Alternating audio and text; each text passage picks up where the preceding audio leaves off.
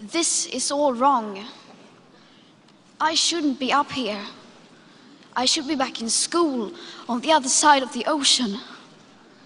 Yet you all come to us young people for hope. How dare you? You have stolen my dreams and my childhood with your empty words, and yet I'm one of the lucky ones. People are suffering. People are dying. Entire ecosystems are collapsing. We are in the beginning of a mass extinction, and all you can talk about is money and fairy tales of eternal economic growth. How dare you?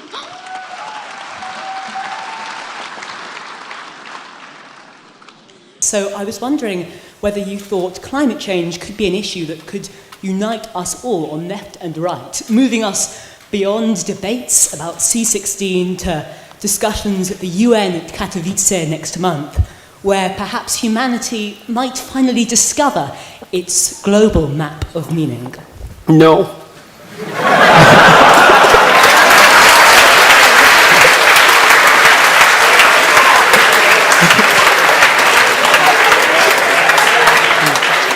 I mean, there's a couple of reasons. I mean, the first reason is that I spent a lot of time reading. I worked for a UN committee for 2 years on sustainable economic and ecological development, and read a very large amount during that period of time and learned a lot, much of which made me much more optimistic than I had been before I read the relevant literature, which was a real shock to me.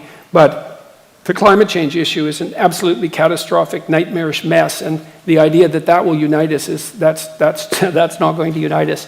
I mean, first of all, it's very difficult to separate the science from the politics. And second, even if the claims, the more radical claims, are true, we have no idea what to do about it. And so, no. And besides, it's even worse than that. Here's one of the worst things about the whole mess is, so as you project outwards with regards to your climate change projections, which are quite unreliable to begin with, and the unreliability of the measurement magnifies as you move forward in time, obviously, because the errors accumulate. And so if you go out 50 years, the error bars around the projections are already so wide that we won't be able to measure the positive or negative effects of anything we do right now. So how in the world are you going to solve a problem when you can't even measure the consequence of your actions? Like, how is that even possible?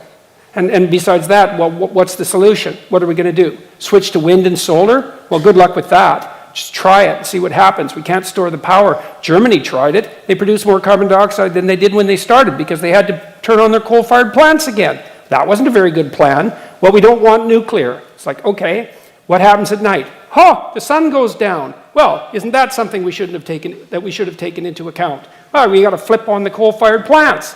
Well, so it was a complete catastrophe, and all that happened was the price of electricity shot up. It was like zero utility. So that's not a solution. So what are we going to do about it?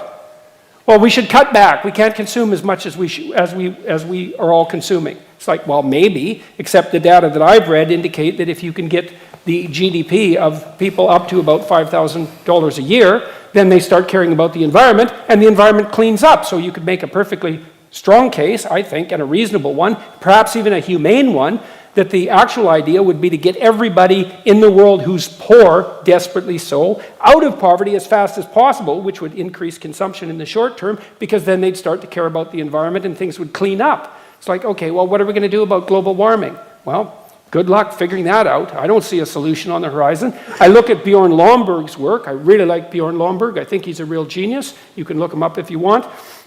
He took the UN millennial goals. There's 200 of them. That's way too many goals if you're serious about goals, by the way, because 200 goals isn't a plan. It's a wish list. You have to prioritize. I'm serious. You have to prioritize. But they won't prioritize because each of the goals has its constituents. And if you prioritize, then you irritate the constituents. But if you don't prioritize, then you can't implement the plan. So what Lomborg did was gather teams of economists, multiple teams, some of whom were Nobel Prize-winning economists. He had them assemble teams.